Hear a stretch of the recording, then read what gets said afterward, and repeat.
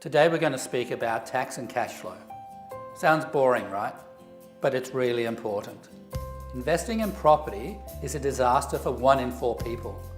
They sell within 12 months and lose heaps of money in the process. In this episode, I want to make sure that you don't join them. The biggest and most common mistake property investors make is not understanding the cash flow. So what do we mean by cash flow? I mean, how much is this property going to cost you out of your own pocket every week after the income or expenses? If it costs you $50 a week, then we say it's $50 a week negative. If it makes you $50 a week, then we say it's $50 a week positive cash flow. And you know what? It doesn't matter if the property is positive or negative. What matters is that you know what the cash flow is before you buy the property and that you can afford it. Ask anyone you know who owns an investment property right now if they knew what the cash flow was before they bought, and I guarantee 9 out of 10 of them will say no. But as I said, it's so important. Every day, investors buy properties they can't afford. Sure, they can get the loan from the bank, but that has nothing to do with it. What's the point if they can't afford how much it's going to cost them out of their own pocket every month? And when they find out after they settle, you know what? It's too late. That's why so many investors sell within 1 year. And that is a perfect strategy for losing a large amount of money. So let's have a look at how the cash flow is calculated. Pretty simply, you have money coming in and money going out. So the money in is the rent and tax. That's your income. Money out includes things like interest on the loan, body corporate fees, property managers fees, rates and insurance. Added together, they're your property expenses. Let's see how that works on a typical brand new property.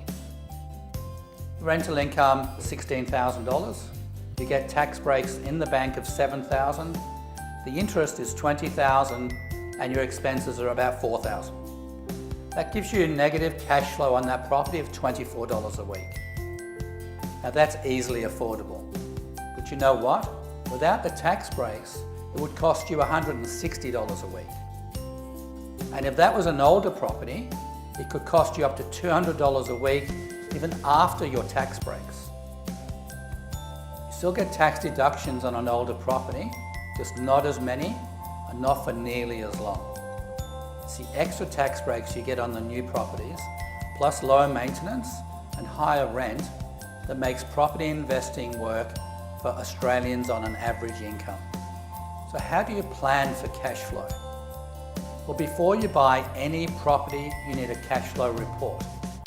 That report should take into account all the financial aspects of the investment property and show you how much it's going to cost you or make you every week after tax. Now, you're not going to get one from a local real estate agent, but you might get one from a switched-on accountant. If you're given a cash flow report from someone selling you the property, make sure you get it checked by your accountant. Or send it to my company and we'll check it for you for free. They can be easily manipulated. Okay, so hopefully by now you can see the huge benefits of knowing what the cash flow is on a property before you buy it, not after. We make sure our clients receive a cash flow report on every property we recommend. We'll give you one for free at the first meeting that you have with us. So, okay, at this stage in the series, you know how much you want to earn when you retire. You know how much money you need invested to make it happen. You know what your shortfall is at the moment, it's a key point. And you know what value property you can buy right now with the equity that you have. And you know how equity works. You know about the positives and negatives from leverage. And you know what the formula is for Australians on average incomes to be successful when they invest in property. And you know how important understanding the cash flow is before you buy. The next and last step in our series is to give you some key screening questions that you must ask any property investment firm, real estate agent, or anyone trying to sell you an investment property. We'll cover this tomorrow. So if you're not entirely clear on any of the topics we've covered so far, please rewatch those episodes. I'll see you in the next episode. Bye for now.